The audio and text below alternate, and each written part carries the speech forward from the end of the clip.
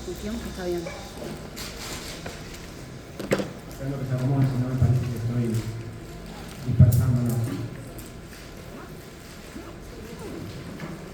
Decía, o continúo diciendo el tema de cómo estadifican la enfermedad diabética cuando su fenotipo es proteinúrico, reconocer que existen formas no proteinúricas que se comportan igualmente con daño renal, solo que tienen un diferente pronóstico, una diferente forma de progresar. Y después teníamos otra de las preguntas que habíamos planteado al principio, que son aquellas preguntas que uno se debe hacer desde la parte renal cuando tiene contacto con un paciente diabético. Y una de las preguntas que planteábamos era qué riesgo tiene el paciente o qué certeza tenemos de que si tiene enfermedad renal nosotros le vamos a atribuírsela a la diabetes o tenemos que considerar otra patología concomitante. Y un poco desde lo epidemiológico, los datos importantes a tener en cuenta es que el paciente diabético puede tener otra patología. Eso puede darse en el caso de que sea proteinúrica en un 30% y en el caso de que no tenga necesariamente proteinúrica en un porcentaje bastante alto. Por lo tanto, nuestro desafío radica en definir si ese paciente necesita una biopsia o alguna otra evaluación para descartar algún otro tipo de enfermedad renal. Y ahí tenemos un par de elementos que son muy orientadores. Uno de ellos es que nosotros tenemos que hacerle a este paciente una evaluación global, no solo una historia clínica detallada, una historia que incluya antecedentes patológicos, ingesta de fármacos, bueno, nada que a ustedes les resulte desconocido en este momento de la cursada. Y otro elemento, si vamos a métodos complementarios de evaluación, el seguimiento de INE es un dato importante, porque la nefropatía diabética raramente cursa con hematuria. Lo que habíamos planteado era que la nefropatía diabética puede comportarse o es una de las causas del síndrome nefrótico secundario, pero no tiene una como expresión clínica los pilares que definirían un síndrome nefrítico.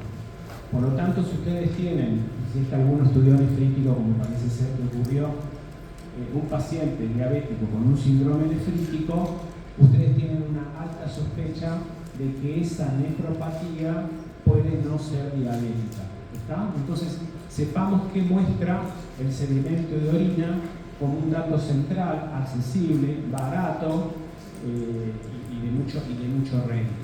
Ese es un punto. Otro punto que tenemos que tener en cuenta es el tiempo de evolución de la diabetes. Habíamos dicho que las primeras manifestaciones de enfermedad renal diabética se pueden presentar en el caso de pacientes con diabetes tipo 1 después de los 5 años. En el caso de los pacientes tipo 2 decíamos que es muy difícil precisar el momento de inicio de la diabetes y se estima que entre la aparición de diabetes y el diagnóstico de diabetes en pacientes con tipo 2 está retrasado por lo menos 5 años.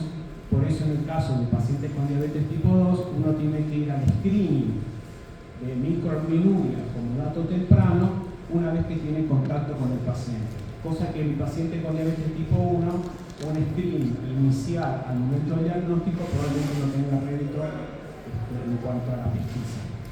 El tiempo de evolución es central. La curva que habíamos visto, no sé si lo mencioné, pero en todas las curvas hablaba de lo mismo, que era un eje que mostraba años o periodo de tiempo en el eje de abscisas. Fíjense que había mucho tiempo entre una etapa y otra. Por lo tanto, mientras más tiempo pase, más probable es que el paciente diabético desarrolle la enfermedad renal.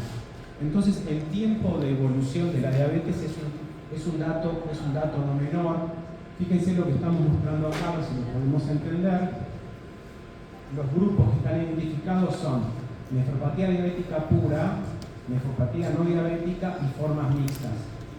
En pacientes que tienen más de 10 años de diabetes, el primer diagnóstico, en el caso de que tengamos que discutirlo, es nefropatía diabética. Mientras que en pacientes con poco tiempo de duración de la diabetes, el primer diagnóstico, estamos hablando de los primeros 4 años del diagnóstico, el primer diagnóstico es nefropatía no diabética. ¿Está? Entonces no piensen en diabetes si su diagnóstico es muy reciente, porque no hay tiempo de que todo el proceso que ya comentamos tenga posibilidad de haberse instalado. Esta diapositiva es muy importante porque de alguna manera sintetiza los conceptos que hemos estado discutiendo. Porque para poder diferenciarlo uno tiene que tener muy claro cuál es el curso clínico de la enfermedad renal diabética. Todo lo que no aplique a esta definición debe hacernos sospechar que el paciente padece otra enfermedad. Decíamos sedimento urinario nefrítico, primer dato que no es compatible con la nefropatía diabética. El segundo dato, cuando la enfermedad aparezca de manera muy temprana, pusimos como ejemplo diabetes tipo 1, porque como recién les comentaba, es aquella en la cual los tiempos son muy precisos. Que el paciente tenga clínica de una enfermedad sistémica, como ejemplo lupus, como ejemplo una patología vinculada a medicación, patología oncológica, cualquier otra cuestión puede significar de que estemos discutiendo eso en vez de diabetes. Por supuesto, si tiene una glomerulopatía previa también es un dato, y acá está mencionado el concepto de previa, porque puede ocurrir que la glomerulopatía previa, luego de un curso de remisión, recaiga, y es importante saber si lo tuvo para ver si estamos discutiendo una recidiva de una glomerulopatía no diabética. ¿Se entiende esto? El otro dato es si el paciente tuvo un rápido aumento de proteinuria. Si el paciente está nefrótico al momento de la consulta y el año pasado no tenía proteinuria, no es compatible con lo que estamos discutiendo. La aparición de proteinuria en rango nefrótico con síndrome nefrótico para el diabético tiene que llevar tiempo de evolución. Diferente es el caso de que el paciente tuviese proteinuria hace 5 años, 1 gramo, 2 gramos, 3 gramos, 4 gramos, y usted lo ve en ese contexto evolutivo con diabetes. Claramente ahí a nosotros ese dato debiera hacernos llamar la atención. La magnitud de la proteinuria, que está puesto ahí con un valor de corte de 5, también lo encuentren con valores distintos. No hay un consenso para decir por arriba de este dato excluyo diabetes, pero es cierto que habitualmente la proteinuria del diabético no supera los 5 o 6 gramos. Si ustedes ven un paciente con síndrome nefrótico y tiene 10 gramos de proteinuria, aunque sea diabético, puede que no sea una proteinuria atribuida a nefropatía diabética porque no es la magnitud habitual esperable. ¿Está? También se entendió, ¿no? ¿Por qué? No sé. ¿Alguna otra pregunta que tenga para contestar así de corta?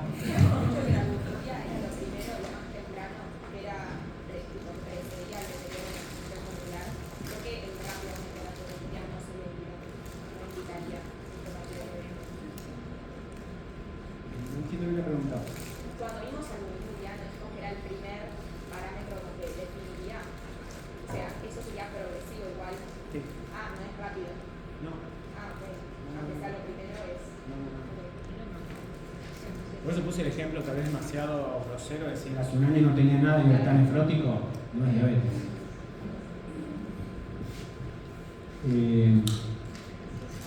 El otro dato, albuminuria en ausencia de retinopatía o neuropatía. Decíamos que habitualmente la microangiopatía compromete los órganos de manera simultánea. Esto tampoco responde a una regla absoluta, pero es bastante orientadora. Por lo tanto, un paciente diabético al momento de la consulta nefrológica no puede salir del consultorio sin un fondo de ojo, ¿okay? Porque eso no requiere nada más que el instrumental y la capacitación que pueda tener el médico. También decíamos, y ojo con este concepto, de que puede que el paciente tipo 2 no tenga retinopatía y tenga enfermedad renal diabética. Pero esa condición tenemos que tenerla claramente consignada. Disminución de la función renal en ausencia de proteinuria es un concepto que también tiene algunos límites, porque también habíamos dicho de que las formas no proteinúricas pueden ser evolutivas, solo que la evolución es bastante más lenta. Por lo tanto, también la palabra que habría que agregarle sería disminución rápida la función renal en ausencia de proteinuria o no esperable para la evolución habitual. ¿Entienden? También hay algunos conceptos que tal vez requieran alguna definición más clara. Definición de deterioro rápido, ahí se refiere también un poco a lo que decíamos antes. Si un paciente tiene ahora 30 mililitros minutos de filtrado glomerular y el año pasado tenía 60, no es eso esperable para una nefropatía diabética. Donde decimos que si bien es una evolución rápida en la forma proteinúrica, habitualmente ese deterioro es ¿de qué magnitud? Progresivo. Número. ¿Lo tienen presente? Ok. Entre 5 y 10 define evolución rápida. Y la diabetes está en la proteinúrica está en ese rango, ¿no? ¿Está? Bien. ¿Cambiamos de tema? ¿Piensan en preguntas mientras busco la otra clase? Ya.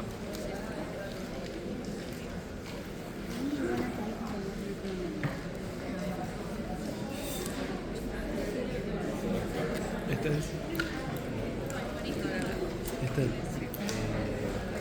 Segura, ¿no? Mira que empieza a gritar.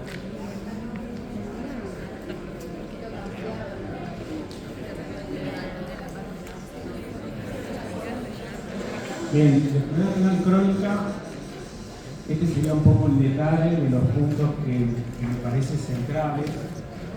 No sé si lo podría abarcar a todos, pero me parece importante que lo tengan presente. La idea, como es una clase muy larga, como es un tema muy largo, me interesa que ustedes tengan desde la clase algunas cuestiones conceptuales reforzadas, pero que no se limiten a la presentación porque el tema excede lo que yo pueda contarles. ¿Okay? La idea es que la clase les sirva de elementos básicos para que al momento de la lectura tal vez resulte un poco más fluida, pero para nada esto reemplaza el tema, ¿no? Tenemos que saber cómo clasificarla, tenemos que saber cuándo hay que hacer el diagnóstico, cuándo derivar al nefrólogo, de qué manera se presenta la enfermedad renal crónica y de todas las complicaciones, las que yo voy a abordar porque son las más relevantes, pero no las únicas, es anemia, foco cálcico y acidosis. Bien. La enfermedad renal crónica tiene dos aspectos a tener en cuenta.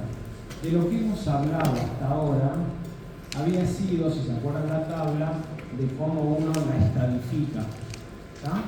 Hablamos de 5 estadios, que los estadios se basan en la determinación de un filtrado glomerular estimado y la presencia simultánea de un marcador de daño que es la albuminuria. Son esos estadios y definición.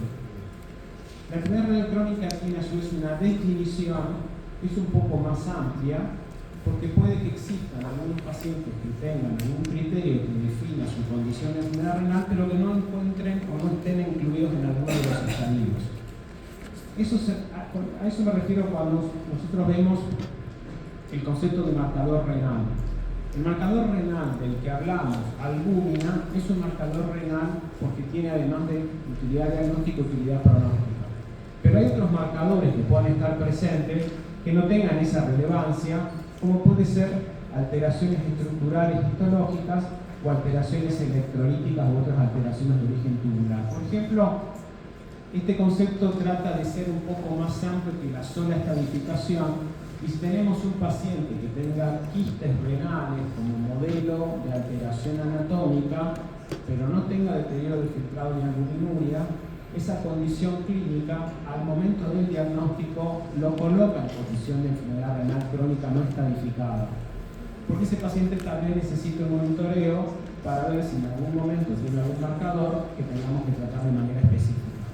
Entonces el concepto puede ser un poco más amplio. Si el paciente tiene una acidosis tubular renal de origen congénito, aunque no tenga albuminuria, aunque no tenga complicaciones secundarias de disminución del filtrado, tiene una condición metabólica que aplicaría el concepto de enfermedad renal crónica, porque desde el punto de vista semántico no tiene todas las funciones que componen las nefronas conservadas, y la patología, si es congénita, por supuesto que va a tener una duración y mayor a 3 meses, que es el valor de corte con el cual se asume que una patología es crónica. ¿Está? En la práctica, el concepto de la definición es relevante, pero lo más importante es la estadificación. Pero lo menciono porque si no quedamos con algunas condiciones que no pueden aplicarse en la práctica y es importante que reconozcan. La otra parte importante es cuando definimos insuficiencia renal, que también es una definición que tiene mucha importancia. Un paciente puede tener, yendo más a los estadios porque va a ser más fácil que lo entiendan por ese lado, un paciente puede tener enfermedad renal crónica sin tener insuficiencia, pero un paciente que tiene insuficiencia tiene enfermedad renal crónica. ¿Qué significa este juego de palabras? Y cuando uno habla de insuficiencia, está asumiendo que el filtrado glomerular del paciente es menor de 60 mililitros minuto, lo cual implicaría que el paciente en estadio 3, después cuando memoricen estadio lo van a tener en cuenta, a partir de ahí tiene insuficiencia. Y esta definición o este valor de corte no es caprichoso, no es que alguien dijo pongamos 60 por una manera azarosa, sino que cuando el filtrado baja de 60, algunas funciones renales vinculadas principalmente al rol endocrino del órgano empiezan a verse comprometidas y por lo tanto ese riñón con filtrado menor de 60 no es suficiente para poder realizar todas las funciones que debe. ¿Está? El concepto especular de esto es que pacientes con filtrados mayores de 60 no van a tener un gran impacto de enfermedad renal crónica en algunas de las manifestaciones clínicas de la función renal. Y avanzando un poquito más, la función endocrina comprometida en aquellos que son insuficientes porque su filtrado menor de 60 son el compromiso vinculado al control de la hemoglobina, o sea, el rol en relación a la síntesis de eritropoyetina y el rol en relación al metabolismo del calcio vinculado con hiperparatiroidismo secundario. Y pueden comprometerse ambos cuando la función es menor de 60. ¿Tá? Ese paciente es insuficiente, más allá de que también sea un renal crónico. Se entiende como un concepto está dentro del otro. ¿Entendió? Sí.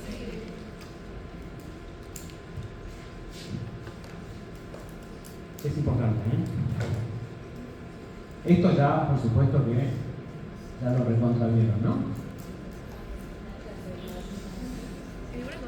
Bueno, no me digan que no. Dos veces, 3 horas. Una pregunta. Cuando hablas de enfermedad renal crónica, ¿hablas de una pérdida de la función? No. De insuficiencia, cuando el filtrado está bajo. Enfermedad renal, o sea, es cuando... Es la presencia de marcadores de daño renal que puede o no acompañarse de disminución del filtrado glomerular. La presencia de marcador es el concepto más amplio. El marcador que utilizamos, lo repito porque por ahí no fue claro, el marcador que necesitamos para calificar es albúmina, pero hay otros marcadores de enfermedad renal que no están incluidos en la calificación. Hablamos de alteraciones histológicas por imagen y por electrolítica, que era la primera diapositiva. O sea, tienen que tener en cuenta dos definiciones. ¿Cómo definen la enfermedad renal crónica y cómo la califican? Esa es la pregunta que tiene que quedar clara de esta charla, entre otras.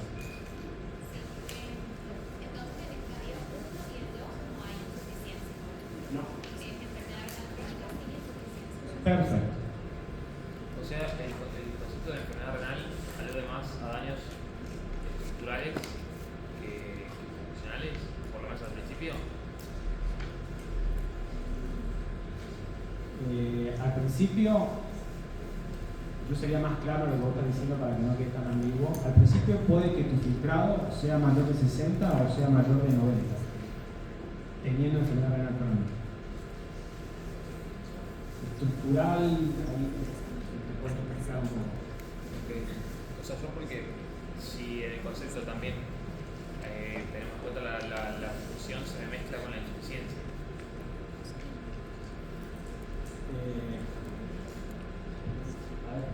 más debate porque no entiendo mucho.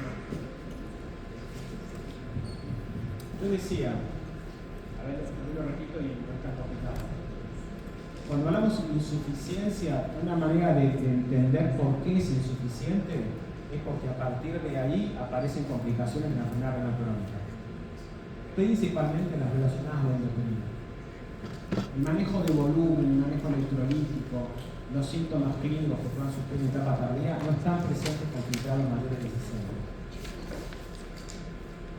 Entonces, por eso es insuficiente porque no está el parénquima en condiciones suficientes de sostener la función. Puede que no tenga anemia con 59 filtrados, pero a partir de ahí ya pueden empezar a surgir algunas complicaciones. Si vos tenés, a ver, me adelanto, pero con la idea de tratar de aclarar, porque no sé si estoy contestando la pregunta puntual. Si tenés un paciente en estadio 1 con anemia, no puedes decir que es anemia de origen renal.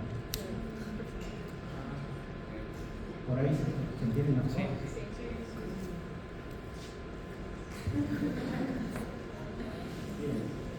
Este concepto es lo mismo que decíamos antes, pero más allá de que pueda ser pesado de mi parte, también me parece importante.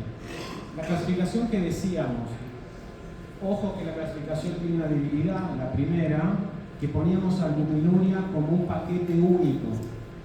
Y no estábamos diciendo en la clasificación esta cuánta albuminuria tenía. Y por eso es que yo les decía en la charla anterior, hace menos de 3 horas, que ahora se habían logrado identificar o clasificar los subgrupos según magnitud de albuminuria.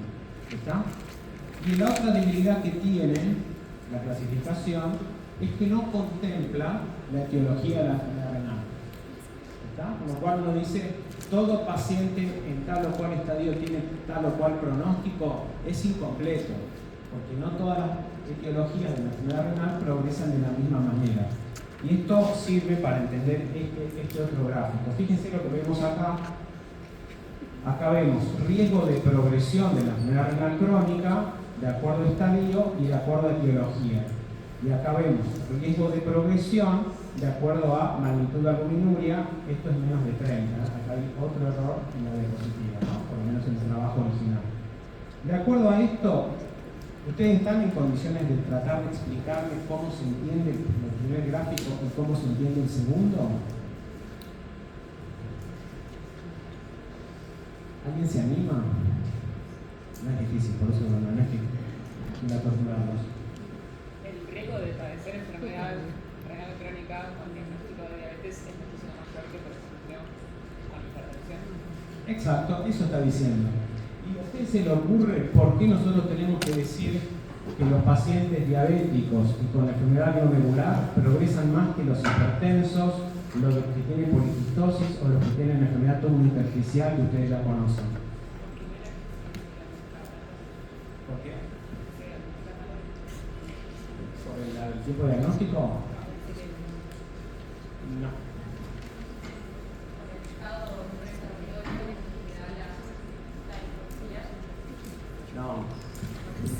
No, qué difícil que la hacen. Hagamos una pregunta más fácil. ¿Qué tienen en común diabetes y enfermedad glomerular en su gran mayoría? Claro, el trabajo lo que está diciendo es la etiología tiene relevancia en tanto y en cuanto la forma de presentación sea proteinúrica. ¿Está? Entonces podemos decir, las nefropatías proteinúricas son las de peor pronóstico. ¿Entienden? Y la de al lado es más fácil todavía. ¿Qué dice la de al lado? Saquemos el cerito de acá. El riesgo, exactamente. El riesgo de progresión se correlaciona, que es lo que venimos diciendo, de manera lineal con la magnitud de la albuminuria, utilizando 3 niveles de corte. Menos de 30, 30, 300 y 300, que son los 3 grupos que le mostraba cuando hablamos de diabetes. Acá pueden juntar los dos conceptos, ¿no? Esto ya lo sabemos, esto ya lo sabemos. Este modelo conceptual tiene relevancia para que ustedes entiendan y no interpreten a la enfermedad renal crónica como una única entidad.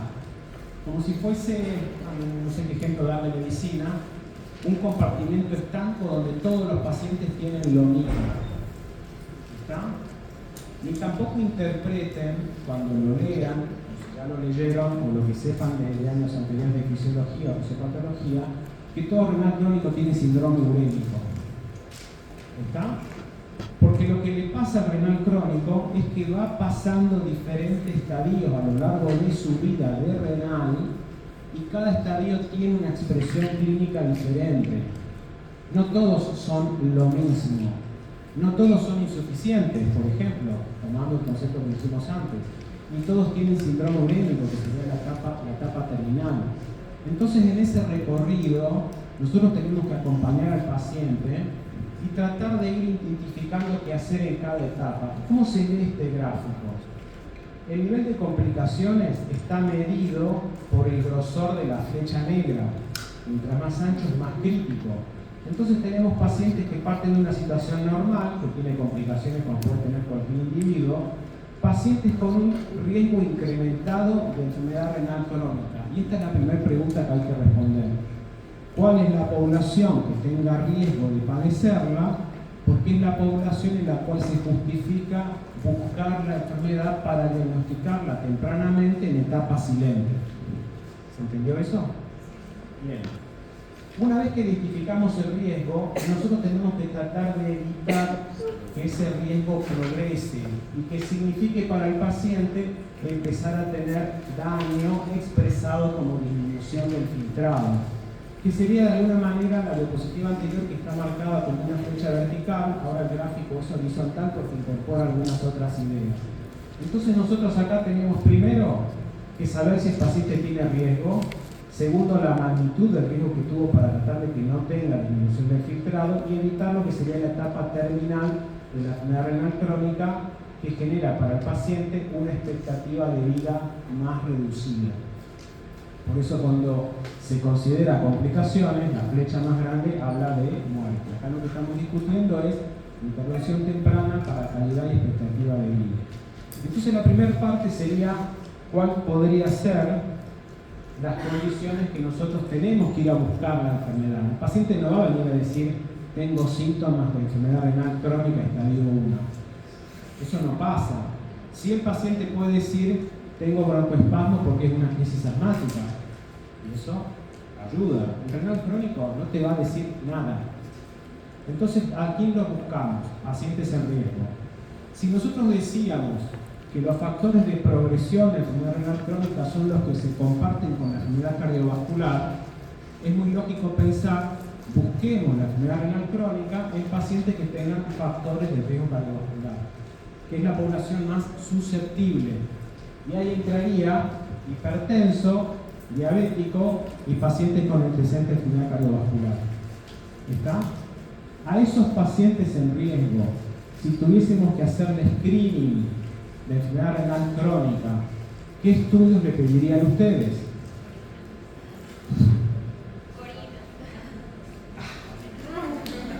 Sangre y orina. ¿Qué le piden? Tener recetario en la mano y decís, doctora, ¿qué me hago? Decís orina y te decís orina. Tienen que pedirle dos cosas. Alimento de orina. Una ya la dije, ¿no? Si no va a parecer que está mal. Uno le pediría albuminuria, muy bien. ¿Y el otro dato? Creatinina, ¿alguien dice otra cosa? ¿No escuché? ¿No escuché? Bien, está perfecto lo que dijiste y lo vamos a aclarar porque forma parte de la clase no específica.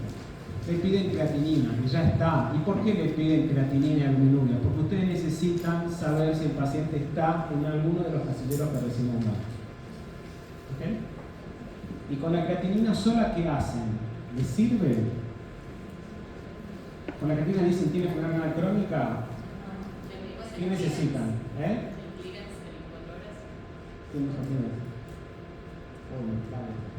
Bien, pueden pedirle el clearance, pero en realidad, hoy por hoy, se puede reemplazar el clearance medido por el filtrado glomerular estimado, que no requiere la recolección de orina de 24 horas, que es un método borroso sujeto a error. ¿Está? Y el clearance, hoy por hoy, se limita algunas poblaciones que puede ser más difícil la estimación, porque son poblaciones que no fueron incluidos en los estudios de los cuales surgen las fórmulas. Esas son las poblaciones en extremo de la vida. El filtrado estimado no aplica para pediatría y hay poca evidencia de su sensibilidad en pacientes mayores de 80 años.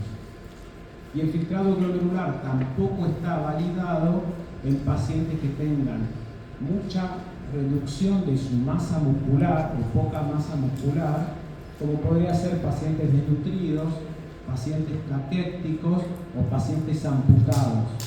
Porque sabemos que la creatinina además es un marcador de masa muscular. Entonces una creatinina baja en un paciente biamputado no indica que tenga función renal normal. Necesita hacerse un clearance. ¿Se entiende? O un paciente obeso, donde es difícil saber si su peso corresponde a masa o grasa, necesita un clearance. Fuera de estas situaciones de excepción, el filtrado es bastante útil como método habitual. ¿Qué pasa? Bueno, bien.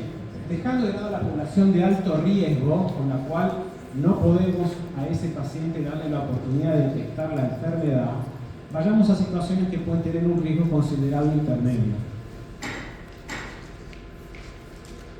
¿Tiene que firmar el presente? Exigente, población de riesgo.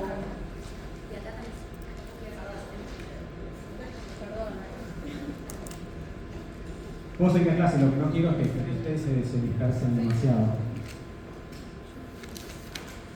Situaciones de riesgo moderado. Paciente añoso, cuya definición con el tiempo cambia, más de 60, más de 65, es considerado añoso hoy en día. Pacientes con antecedentes familiares de enfermedad renal crónica, fumadores, volvemos a los factores de riesgo vascular, pacientes que estén expuestos o hayan estado expuestos a nefrotoxinas, que podrían...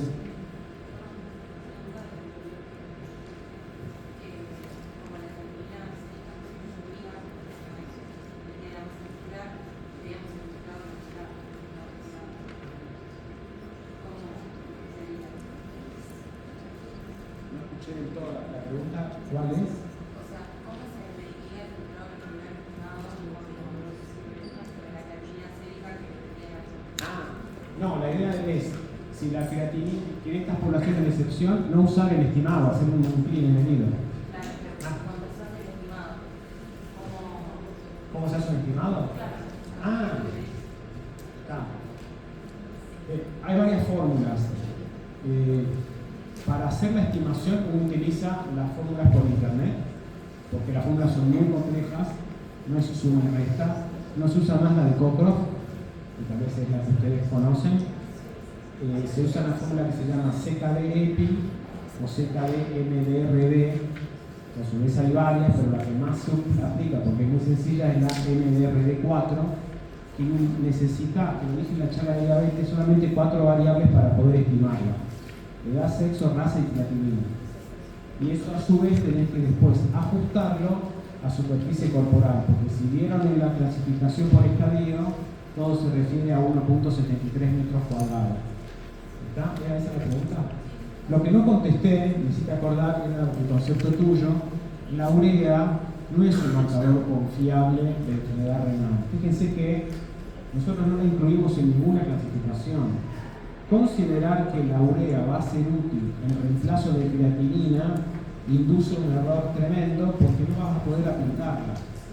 Y no es un marcador porque tiene muchas otras variables que la hacen menos específica que la creatinina.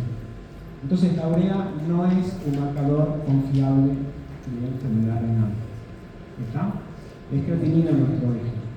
Van a encontrar,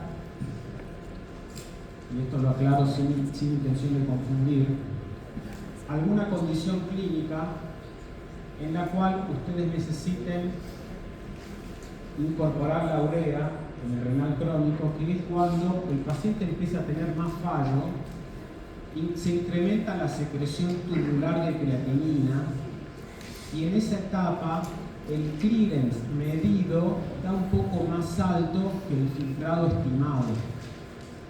¿Está? Entonces una manera de compensarlo, lo digo por si lo leen, no es para que esto lo sepan porque la verdad que no tiene mucho uso clínico.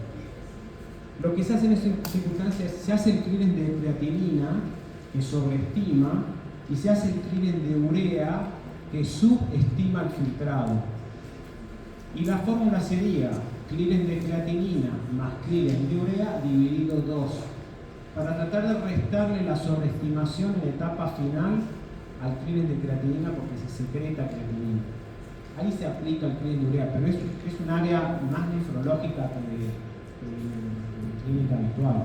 Te lo comento porque no es que esté mal lo que comentabas, solo que no hablen de urea como marcador de función, porque no tienen cómo defenderlo. Tiene urea de 80, ¿qué estadio tiene? Pero a mí también me surgió esa duda porque cuando habíamos visto insuficiencia renal aguda en la prerenal hablaban de que había predominio de urea por creatinina media que ridícula. No sé por qué. Por lo menos yo no tenía que cuál era el criterio. ¿De qué? ¿Y cuando urea la urea de la urea? De las dos. El agudo es otra patología, se piensa distinto el agudo, porque en el agudo la urea puede tener algún valor adicional. Primero porque te permite cuando haces cociente urea creatinina identificar si tenés más chances de tener una prerrenal. Y porque indicación de diálisis, esto no es medicina, indicación de diálisis en el paciente agudo, un criterio tiene que ver con urea arriba de 200 miligramos, que uno no la utiliza para estadificarla, sino para ver gravedad de retención de moléculas de peso molecular bajo como expresión del síndrome urémico. Ahí juega más la urea como determinante de una conducta terapéutica, pero no en cuanto a estadificación ni medición de función. Sí, se pisa mucho, y se confunde mucho. Y nosotros seguimos viendo pacientes que nos derivan con un laboratorio por urea elevada, hoy en día. No te ayuda. Me fui de tema y no sé qué quedé, pero vamos a ver. Estábamos en el interrogatorio y los antecedentes. Bueno, no figura ahí, que fuera de. Ahora voy a la pregunta, disculpame. Fuera de la población de alto riesgo, que es un pecado no medirlo, vayamos al riesgo intermedio, que no es que sea un pecado, pero también hay que tener en cuenta. No es que solamente pueden tener enfermedad crónica los de arriba, sino también todo lo que está abajo. Tu pregunta y avanzamos y bueno, le damos. Comparar el clearance que tenía medido con el volumen de todo el estimados. También tiene el discurso práctico del volumen. Repite la pregunta más cercana. Si no te paso el perdón. O sea, hay que comparar el clearance de creatinina medido en paciente con el volumen de filtrado del estimado. No hay que compararlo. No tenés que compararlo. Y digo, esta comparación la hice a título de darle alguna respuesta más amplia de lo que urea. Utilizás el método que aplique para el paciente. Si el paciente no está en esas situaciones de riesgo, manejate solamente con filtrado estimado. Te alcanza. Sí. No necesitas el testigo del otro para decir si la tiene o no.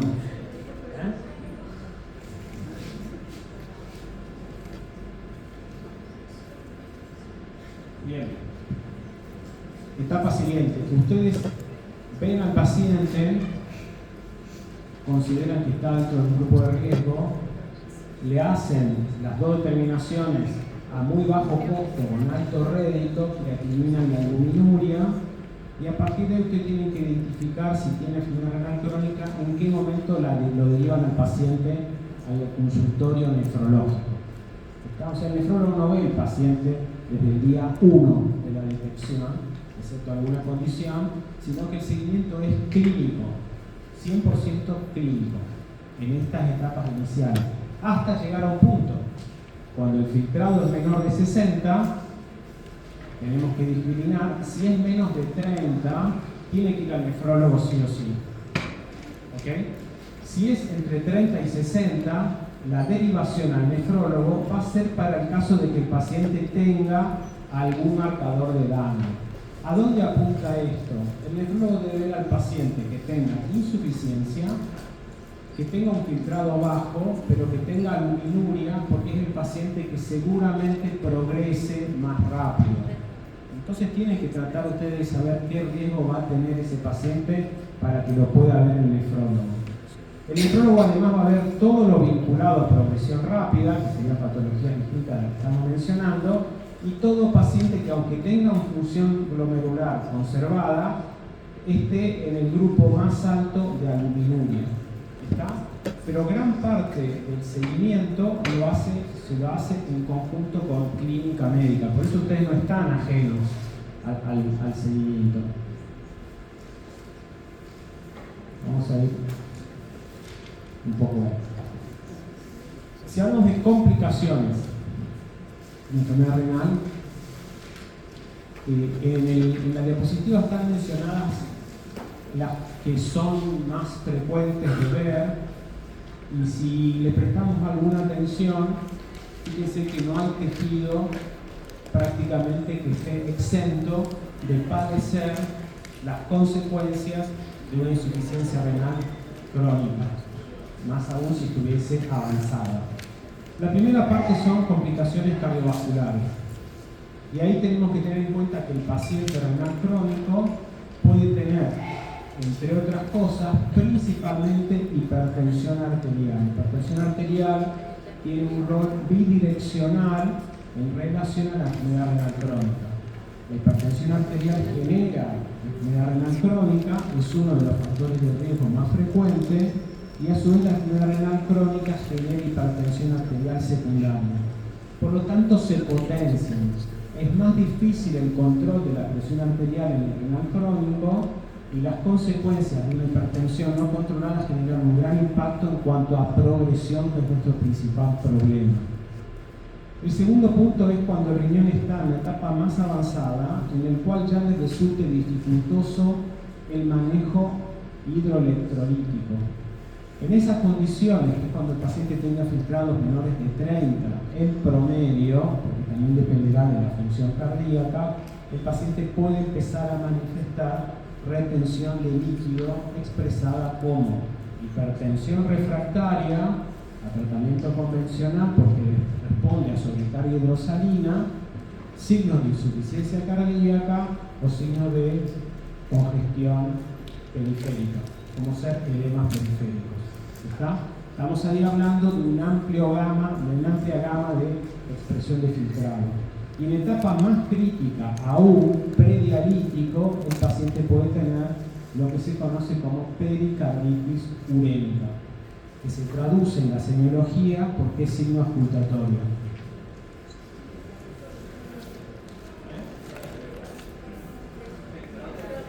Brote pericárdico, ¿no?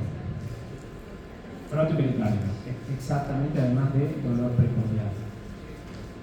Cuando hablamos de complicaciones electrolíticas del estado ácido-base, que también se presentan en etapa avanzada de la insuficiencia renal, en general con filtrados también menores de 30, la expresión electrolítica más frecuente es la hipercalemia, por una disminución de la excreción de potasio y porque muchos de estos pacientes reciben como medida de nefroprotección drogas que aumentan el potasio, y me refiero a las drogas que bloquean el sistema renina-angiotensina-aldosterona. Y la acidosis metabólica también es una complicación frecuente cuando el filtrado glomerular también está menos de 30. Por lo tanto, si yo dijera, como decíamos antes, que estas manifestaciones las presentan todos los pacientes con enfermedad renal, estaríamos en un error conceptual y seguramente en un error diagnóstico, y estemos omitiendo la causa exacta de alguna de estas complicaciones porque el riñón no lo justificaría adecuadamente.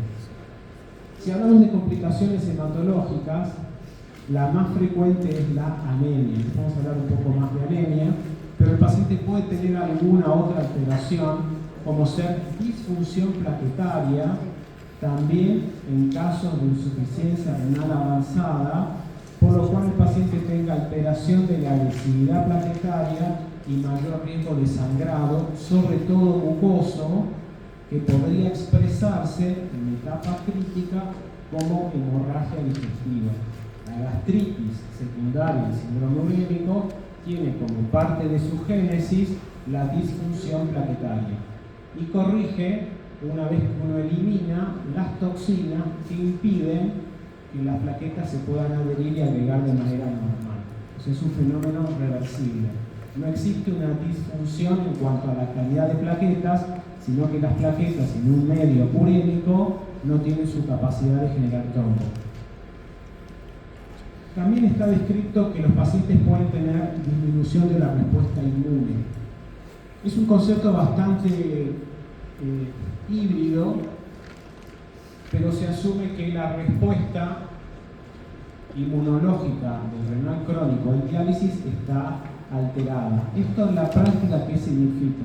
Que la respuesta a la vacunación en cuanto a la generación de anticuerpos en títulos protectores no es la misma que la de un paciente inmunocompetente. ¿Está?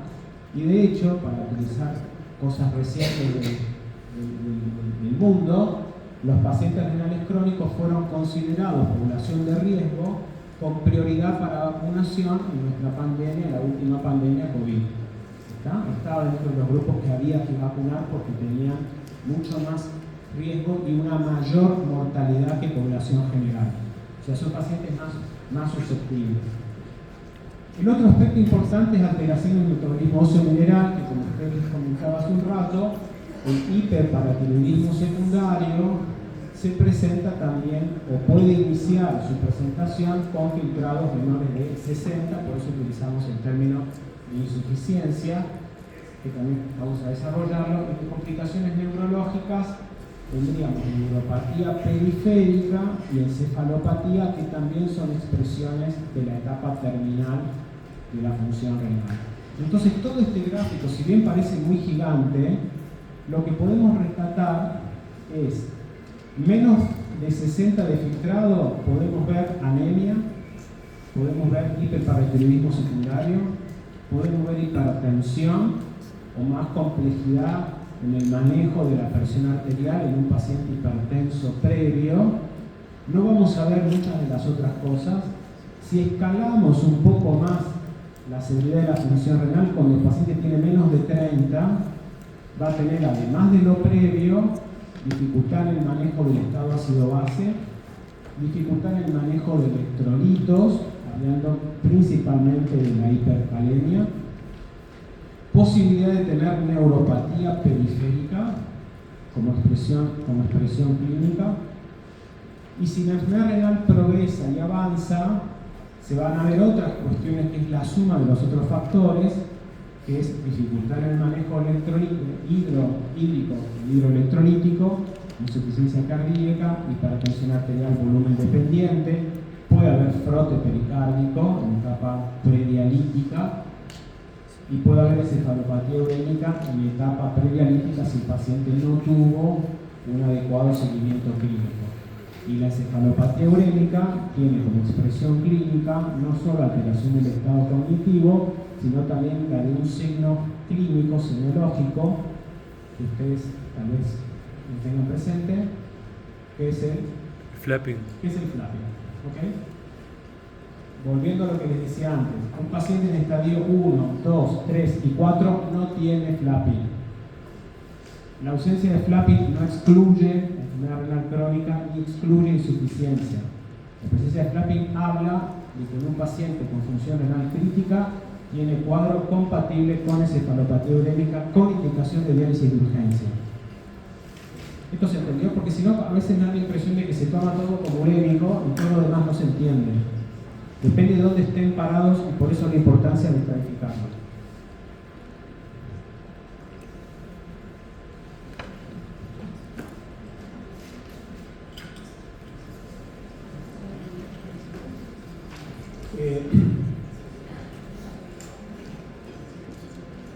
Antes de hablar de anemia, tengo un par de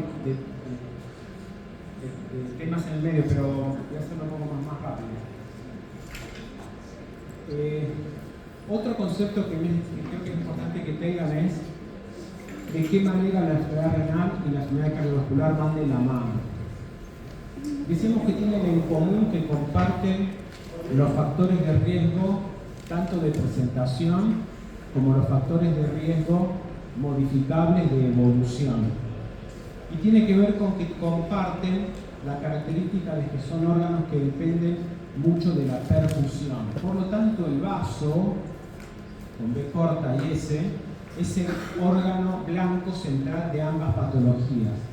Y si tenemos en cuenta el dibujo que es una pirámide, pensemos que la pirámide está incluyéndose toda la población con aumento del riesgo de enfermedad renal crónica. Y que por un lado vamos a tener cuáles son las manifestaciones renales y por otro lado cuál es la expresión cardiovascular que pueden presentar de manera simultánea. Y ahí tenemos de lo que hemos hablado hasta ahora. ¿Alguna pregunta que quieran hacer? Tenemos de lo que hemos hablado hasta ahora que el primer marcador que indicaría el inicio de una patología a nivel renal es la albuminuria, que expresa daño endotelial. Al mismo tiempo, el paciente con albuminuria es muy probable que ya tenga algún marcador concomitante de compromiso de órgano blanco cardiovascular, como ser hipertrofia ventricular izquierda. ¿Qué quiere decir esto en la práctica? Si yo tengo un paciente hipertenso diabético con microalbuminuria, tengo altas chances de saber que ese paciente ya tiene de manera simultánea alguna manifestación de enfermedad cardiovascular como ser la hipertrofia. ¿Está? Por lo tanto, las dos van de la mano. Luego de la albuminuria que decíamos que precede la del deterioro de función, nosotros vamos a tener disminución del filtrado y ahí el paciente va a tener más chances de desarrollar un evento cardiovascular, que frecuentemente es insuficiencia cardíaca. Y en el vértice de la pirámide tenemos la etapa terminal en la cual el paciente tiene insuficiencia renal e insuficiencia cardíaca. ¿Está? ¿Esto qué quiere decir de alguna manera? Que si nosotros logramos revertir los factores de riesgo, vamos a mejorar el pronóstico renal, pero más importante aún es que vamos a reducir las complicaciones cardiovasculares de la enfermedad renal y vamos a lograr que el paciente tenga otra expectativa de vida. Dicho esto de otra manera, cuando ustedes le hacen screening de enfermedad renal, tienen dos objetivos, uno a corto plazo y otro a largo plazo. Un objetivo a corto plazo es evitar que la enfermedad renal progrese, pero el objetivo más importante es tratar de preservar su función cardíaca, porque la enfermedad renal y la cardiovascular van de la mano. ¿Se entiende? Entonces no miremos solamente el screening en función de diálisis como riesgo, sino que miremos en muerte como riesgo. ¿Ok?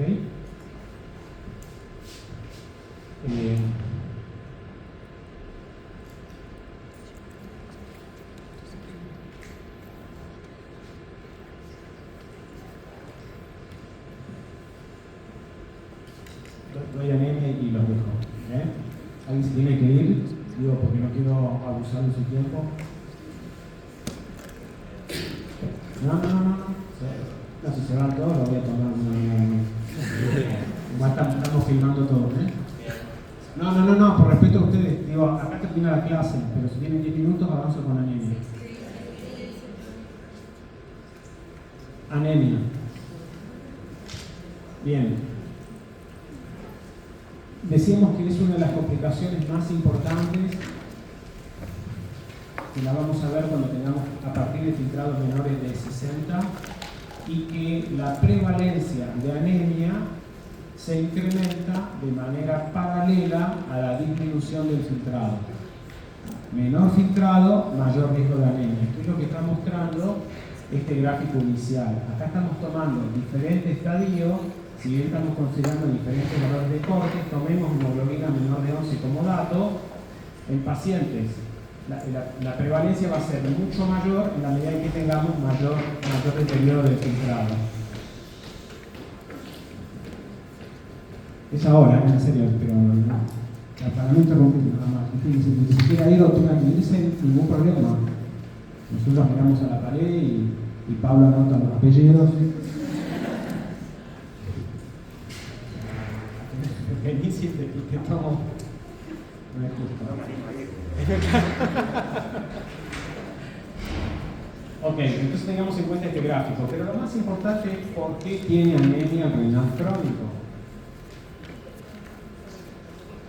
El punto más específico es que lo que el paciente le pasa es tiene resistencia a la acción de la eritropoyetina. Pero además tiene otro problema con la eritropoyetina. Ustedes saben que se sintetiza a nivel renal. El renal crónico genera eritropoyetina por debajo de la demanda metabólica.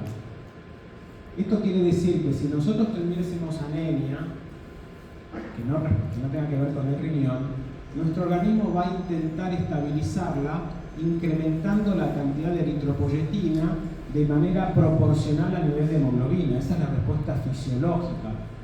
El renal crónico, al mismo nivel de hemoglobina, no logra sintetizar ni incrementar su síntesis. ¿Está? Entonces tiene dos problemas. Tiene una secreción inapropiada de eritropoyetina para el grado de anemia y tiene además una resistencia a la acción de la poca eritropoyetina adicional que sintetiza. ¿Se entiende? Perdón, no entendí eso. Que porque no actúa con la misma eficacia. Porque los receptores de eritropoyetina están viciados porque las toxinas alteran su rol. Ah, ok, la persona. Exactamente. ¿Está? Pero no tenés síntesis. ¿Cómo? O sea, no tenés síntesis de. Tenés síntesis porque tenés menos. O sea, tengo menos síntesis. No es Y cero. los receptores no responden. Exacto. Donde lo mires no te alcanza. ¿Está? Perdón, repito lo que dijo recién. Por las toxinas urémicas me da la resistencia. Interfiere. Sí. O sea, ¿siempre va a ser en contexto urémico o puede ser fuera de ese contexto? La resistencia, digo, a la acción de la EPO.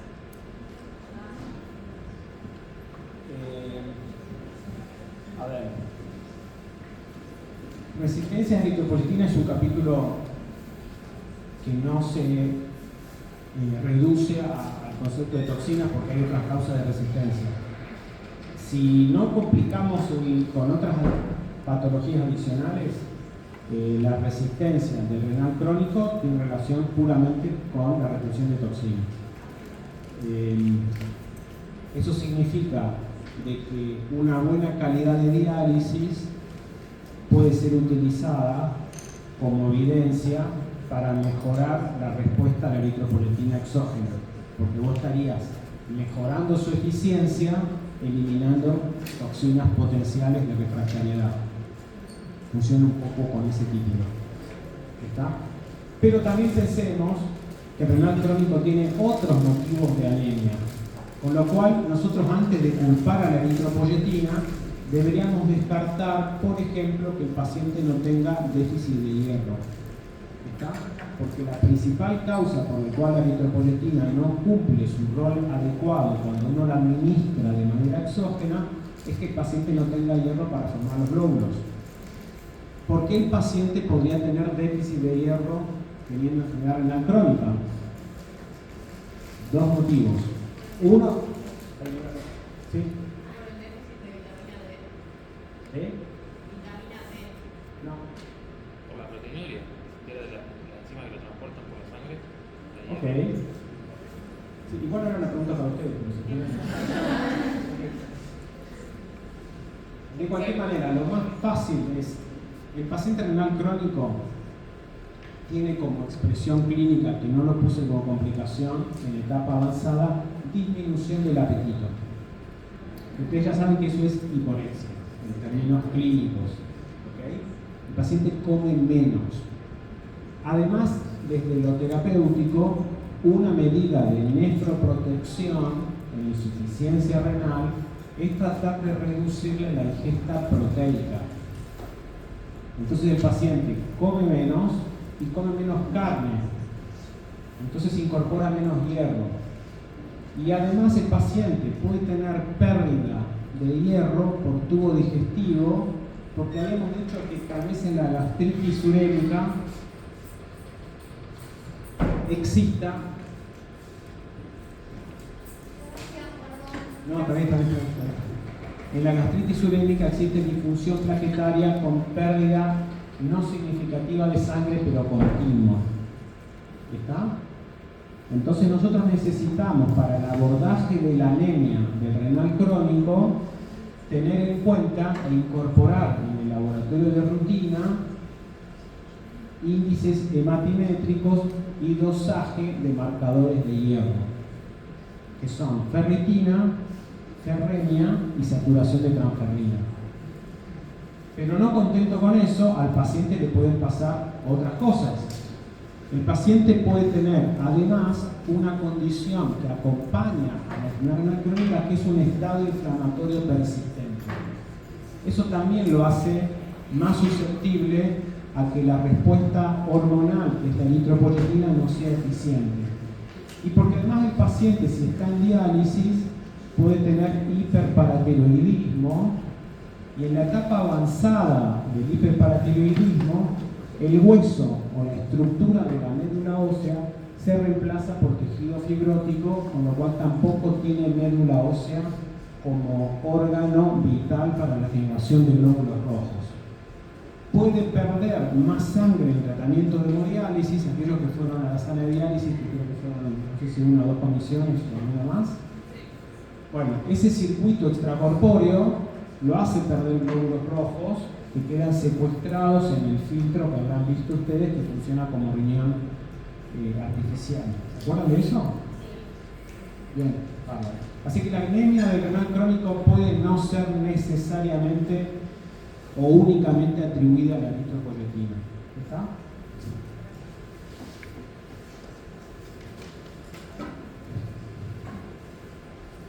Vamos a avanzar. ¿Qué tenemos que tener en cuenta? Que el paciente renal crónico anémico, nosotros deberíamos ponernos objetivos de hemoglobina y tratar de apuntar a llegar a esos objetivos, y para eso tenemos que saber que lo ideal sería no normalizar la hemoglobina, sino mantenerla entre 11 y 12 gramos por ciento, para lo cual al mismo tiempo tenemos que asegurarnos que el paciente no tenga déficit de hierro, utilizando los valores de corte de la diapositiva en relación a ferritina y en relación a saturación de transferrina. Y en ese contexto, esto es medicina, esto es un poco más terapéutica, pero digo esto para que nos demos cuenta de qué importante es que nosotros monitoremos esto. ¿Esos valores de hemoglobina son independientes del sexo, del objetivo? Sí, ahí no se ajusta, como la vez. Y lo dejamos acá, si no se va a hacer muy pesado. La charla esta la terminábamos el lunes, que sería la integración, lo cerramos con esto. Bueno. Gracias. Puede llegar para el transporte.